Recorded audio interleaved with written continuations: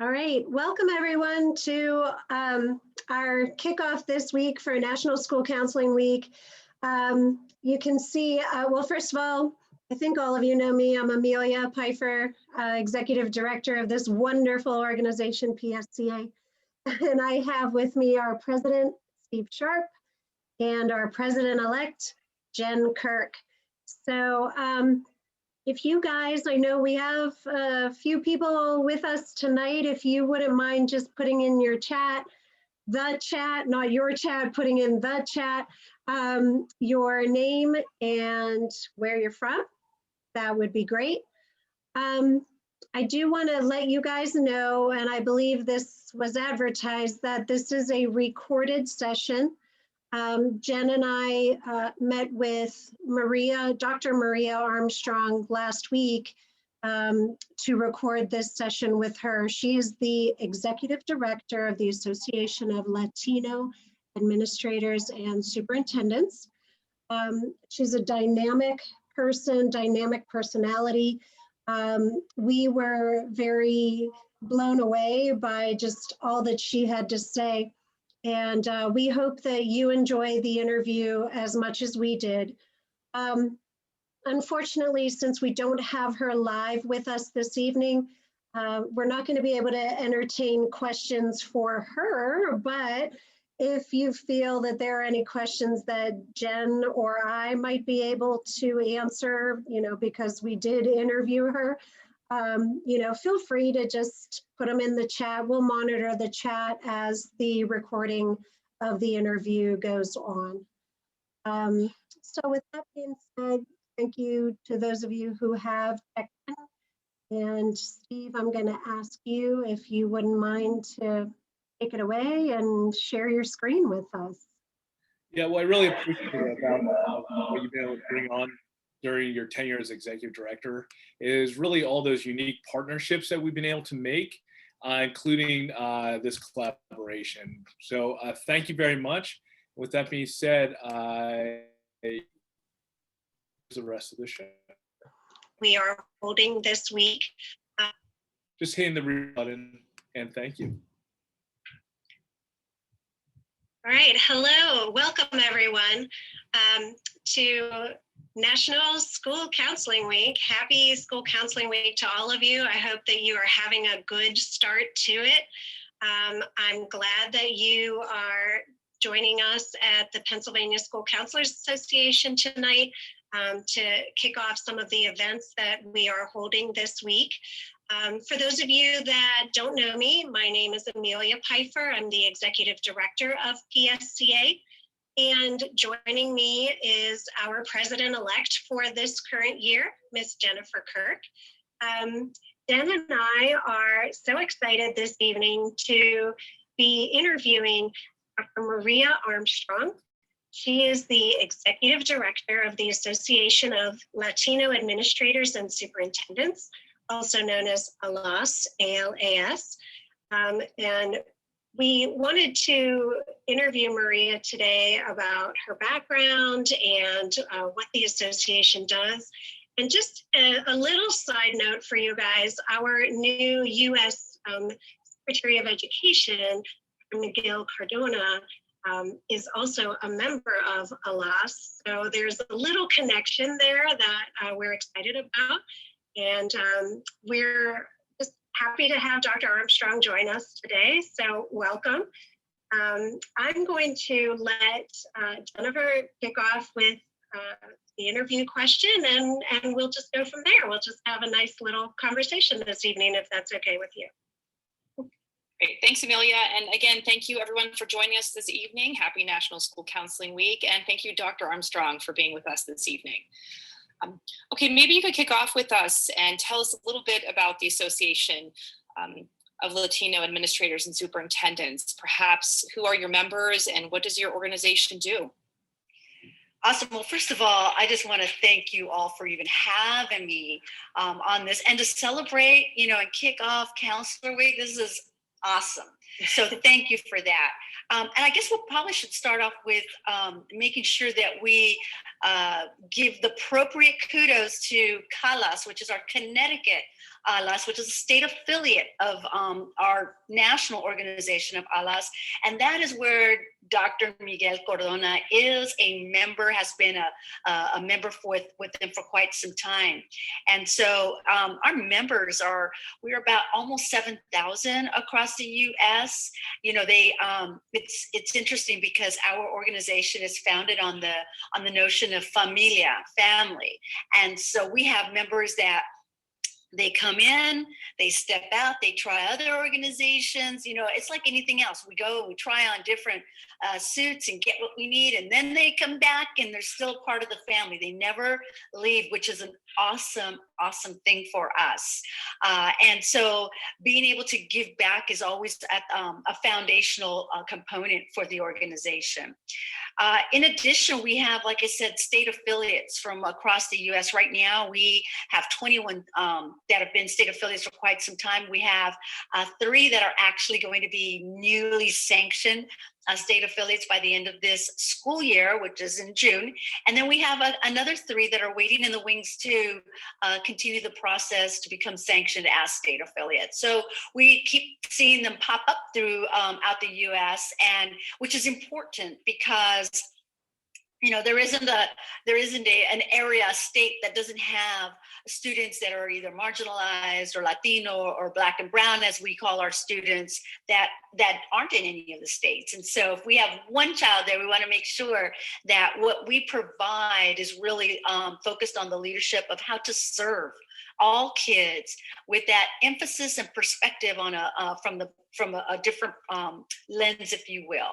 And so you don't have to be Latino to be a leader or a teacher, aspiring administrator or central office staff.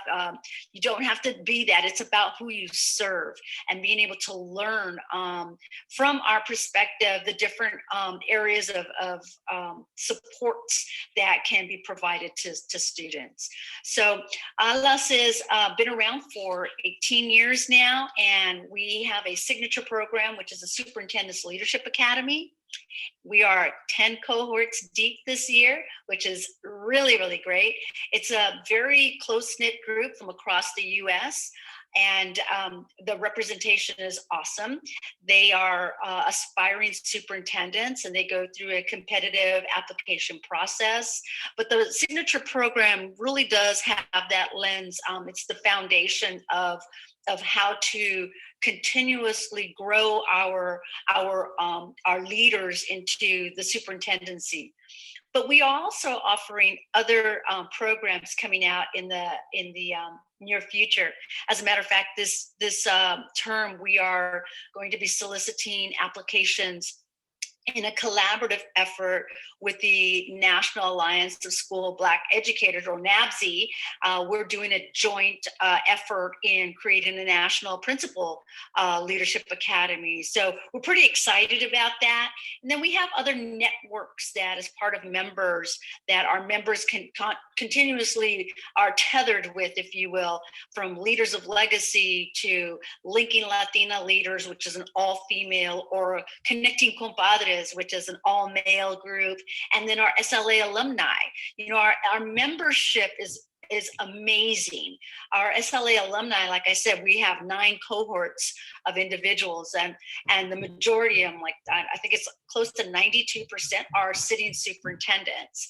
We have sitting superintendents from very large districts, the largest district in the nation. You know, Chancellor Richard Carranza, he's been a member, and he was actually a graduate of cohort 1. So he is not only a dear friend, he is such a strong leader in our organization.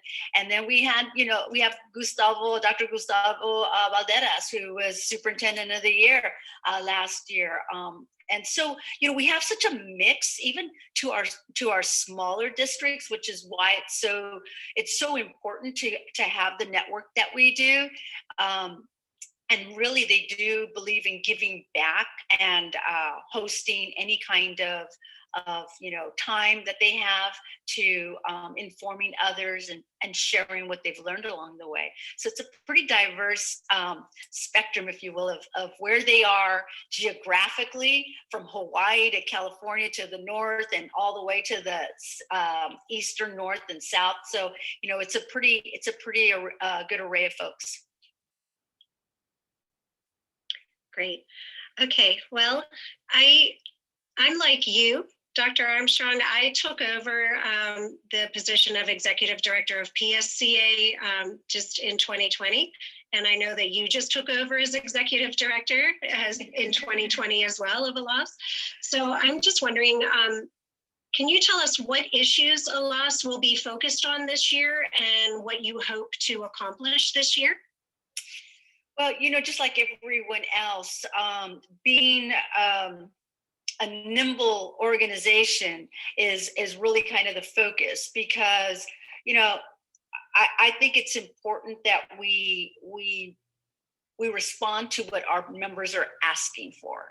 And so if they're asking for tools and time to be able to share what is working, what needs to be even stretched, if you will, on areas that they have not seen until now, because it is a new environment.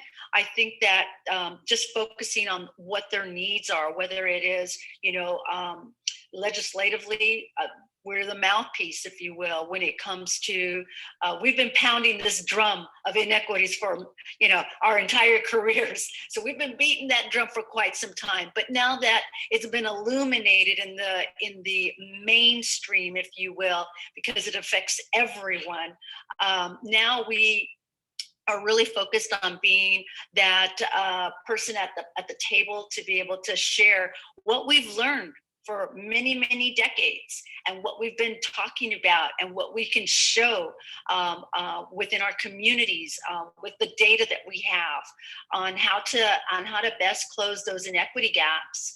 I think that's a real focus for ALAS. The other is also to really maintain the network piece of why it's important to look hand in hand.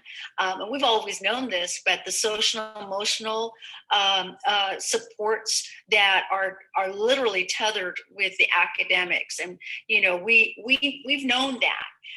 But there are nuances, right? There are nuances in the communities that we serve and the children that we serve. And so we keep at the forefront, always as the focus, that we're here to support our most marginalized and our students of color, with an emphasis on Latino students as the new majority minority, if you will, which is kind of an oxymoron, but that's okay. We'll run with that.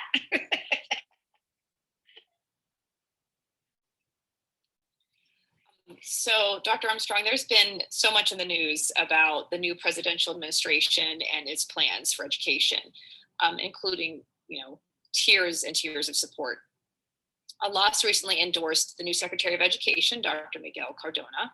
Tell us a little bit about why your organization supports him and what you hope his appointment will mean for educational policy under this administration. Yeah, I think it's interesting that, why wouldn't it be him? I like to look at things that not from a deficit level, but really it's when you don't know somebody, then you need to get to know who they are, right? And so I think the reason why ALAS was so quick to support is because it was a resounding, from a cry from the Connecticut folks about, here's what he's done. Here's, where his heart lies. Here's his story. And oftentimes, you see this, and we conjure up our own stories until we start to get to know someone.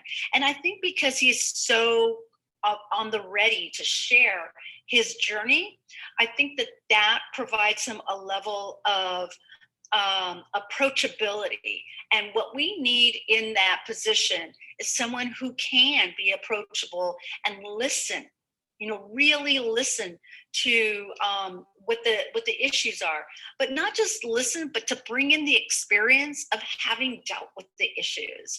And so having that broad spectrum, I think, is important. He also brings a level that I don't know if I can put my finger on a Secretary of Education who can say that they were an English learner. That is a huge, I think, feather in the cap, if you will, to be able to say, I know what it's like. And so being able to take a look at, we know what resources have been made available to us. You mentioned, the actual rescue plan, the American Rescue Plan that's out, and the tiered funding that has come about.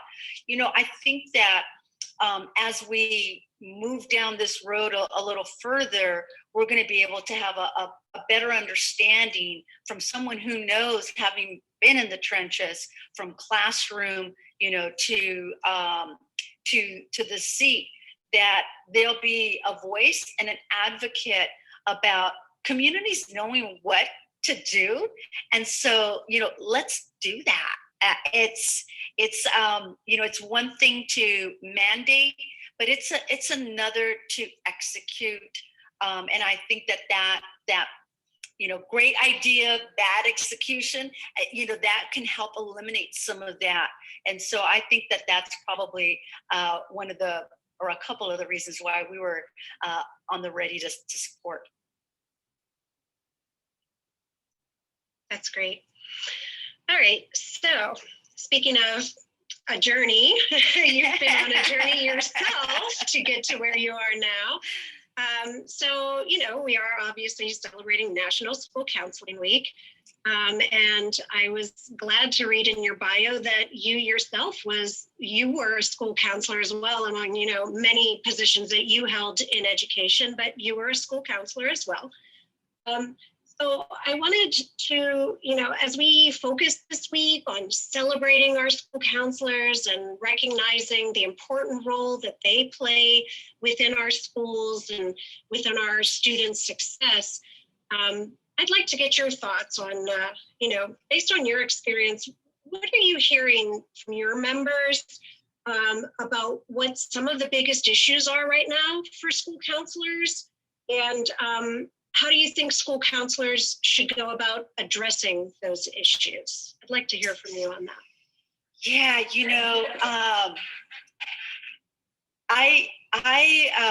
my journey was one that I intentionally went into counseling to enlarge my classroom. That's how I saw it. I just saw that I'd said that I was only going to be a teacher for 10 years, but give it 120%, and then I knew I wanted to go into counseling because, like I said, at the very beginning, the social emotional well-being of students is paramount. And having been a classroom teacher for 11 years, you are exposed to that very, very quickly on the needs of every child, and it runs the gamut, right? So I think that what counseling did for me, I'll tell you, it put me in a level to not just support our students, but I found myself in a position of support for staff as well. It's, people forget that in a school setting, you don't turn off the switch and focus on that. You are looking at the totality of an individual within a system. And so I think one of the biggest misnomers out there about school counselors is that they are the Band-Aid for everything. I think that school counselors hold the power, though, to be able to bring together whatever necessary services a student or staff member needs. That's, I think, the beauty of being in the middle, if you will, of that continuum of support. And so, I think that counselors are in such a a unique and an important position that they have that perspective from the wellness of a child or a staff member to the academic and the needs of a student to the supports of classroom teachers and administrators. I mean, I remember I used to have my principal come in and say, can we just talk? Absolutely. So sometimes you just need to be that ear for whatever adult comes into your room. And also, because of the parents, you have that additional information. So I just think that counselors, at least for me, I think it was that notion of being able to really pull in the appropriate services for whatever the situation is. I think one of the challenges that probably counselors would be addressing right now is just the notion of checking in with kids. I mean, I remember working at a middle school as a counselor and thinking that, we had, and I'll never forget the number because there were only 2 and I was the head counselor. We had 1,826 kids and there are 2 counselors. So, and my goal was we are going to meet with every student. My partner was like, are you out of your mind? There's only, X number of days in the school year. I said, well, then we better get started.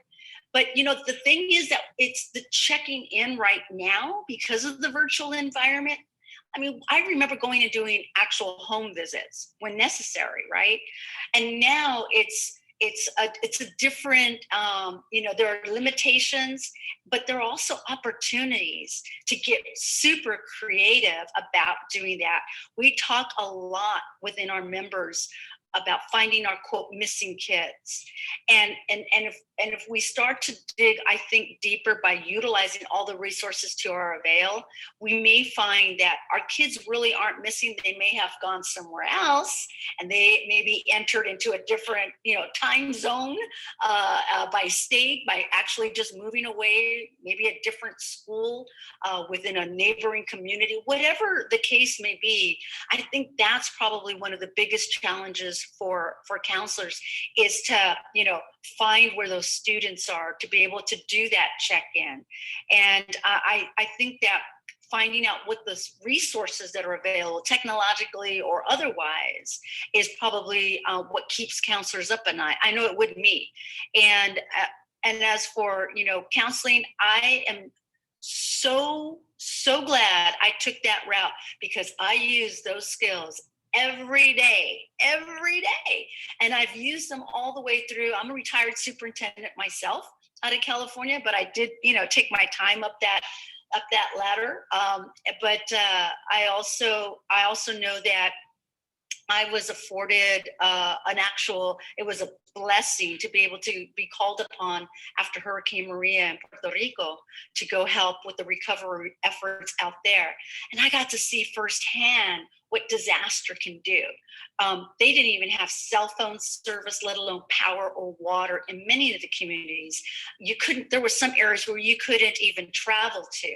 So seeing that firsthand and the resiliency of spirit in people and the smile on these adults to try to still figure out ways to help one another, to be able to go help families, to open up whatever parts of a building were, still standing and setting up shop to be able to provide services to kids. To me, seeing that, there is nothing I don't believe we can do. And we have resources here. So I just think that the creativity can spill out, don't hold back. We always say there's never a stupid idea. It's a missed opportunity if we hold on to that idea and don't share it out of fear. And I think that we may not have all of the detailed, minutia of how to execute something, but if we share that idea with folks and start to just rally around it, I know that we can figure it out. I just know that. And so my journey to Puerto Rico, those counseling skills, like I said, they kicked right in because it was very clear to me that the social and emotional well-being of not just students, but of staff needed to be taken care of. And I'll tell you, I called contacts out here on the mainland, back in California, and they came into the rescue with social and emotional tools to be able to help, the folks out there. So I just know we can do so much here, but I know that's a challenge sometimes if we let it get to us, because you have to take care of self first before you can help others. Thank you for all of that. I do think our school counselors are superheroes, Dr. Armstrong. Exactly. So I just heard Put you on the cape. That's right. We're all wearing capes. You just can't necessarily see them all at the time. Yeah. That was fabulous. Is there anything else you'd like to share with us that we haven't asked you explicitly? Well, one of the things I would like to share with all the counselors, first of all, is it is a heartfelt thank you, because I know that it is a thankless job. And that's okay, because we don't get into this position for the atta girls, atta boys, pats on the back. We don't. We do it because we know it's important, and we do it because we know we make a difference, how small or how large. And so I just want to really say a big thank you to all the counselors that I know that are just putting in overtime on top of overtime. But I also want to share with you that, Alas, we host a podcast every Thursday night. It's called True Talk Thursdays. And I'm always bringing in guests for a variety of topics.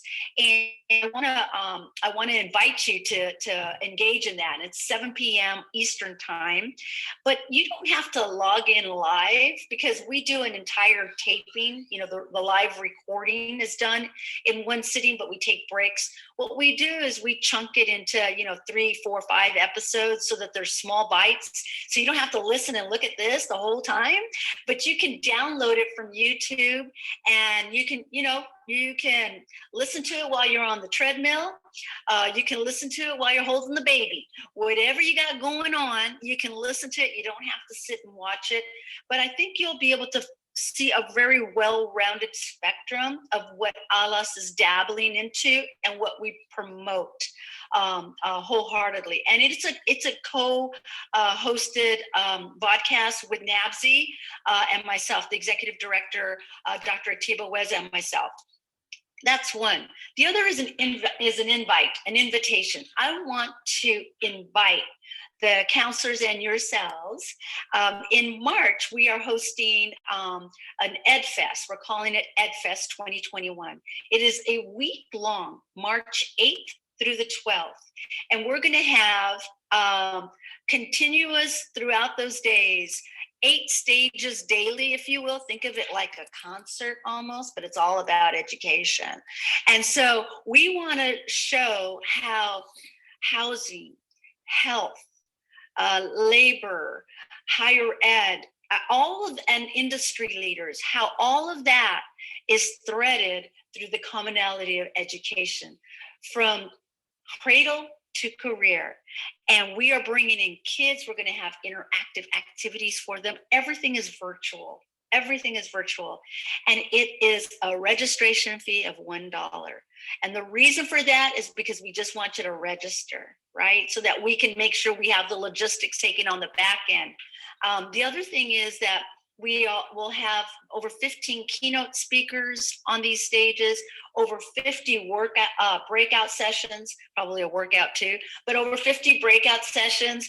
And, we are really running the gamut. We've got amazing people that are going to be giving us information, but also interacting with us, so that they are taking what we as communities need to share, to be able to, again, make sure that if there's ever a time when we all need to sit at the table together to figure out how to make this work, it's right now. So we want to host that table with NABSI.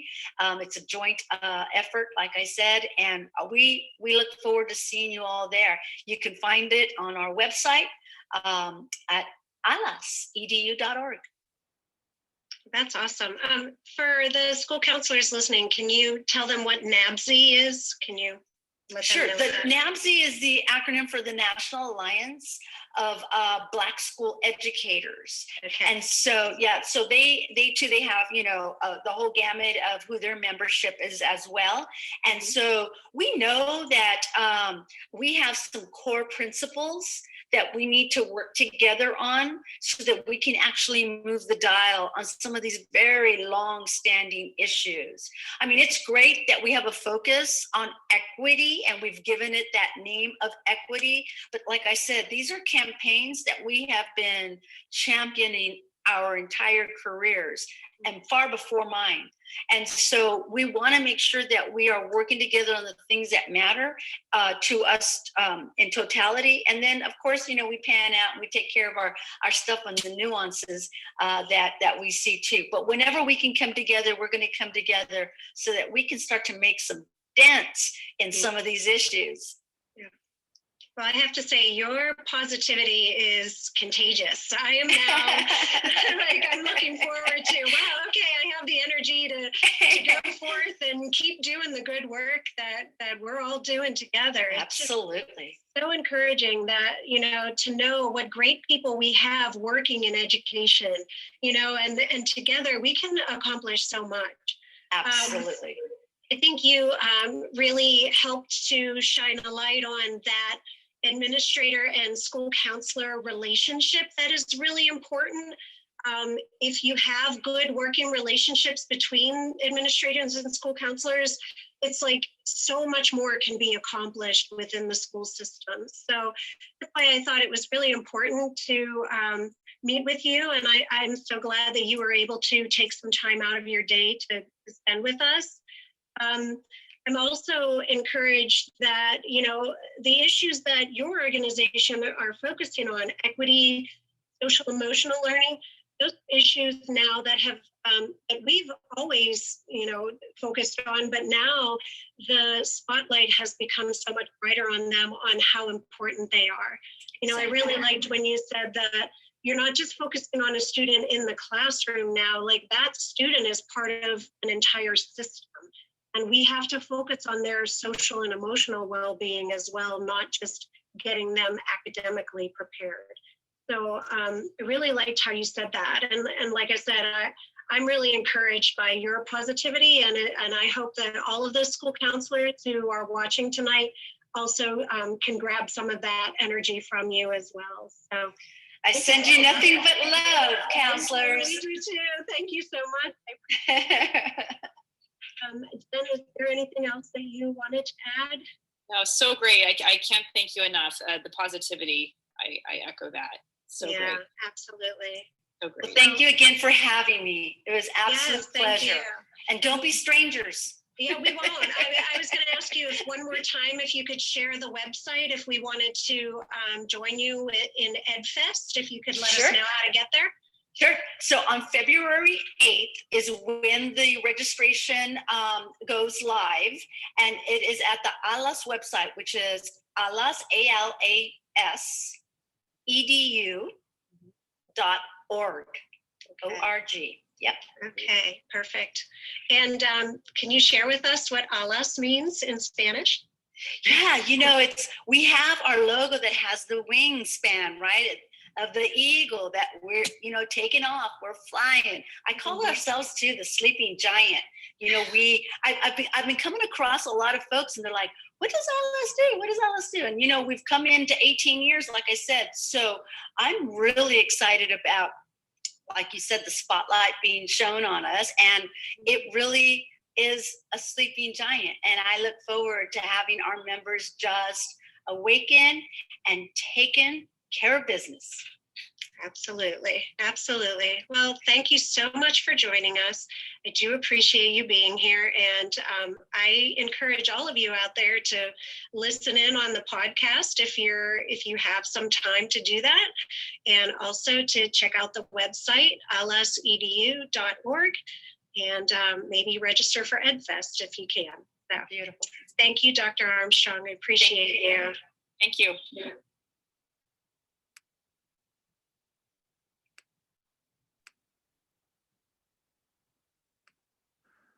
Well, Well, we that's- hope you enjoyed that Top out interview. quitting your job. You don't even have to take a risk.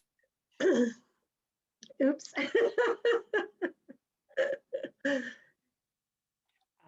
We hope you enjoyed our session with Dr. Armstrong. It was really a joy to spend that half hour with her on Friday. We hope you have taken away as much as Amelia and I got to take away that day. Mhm.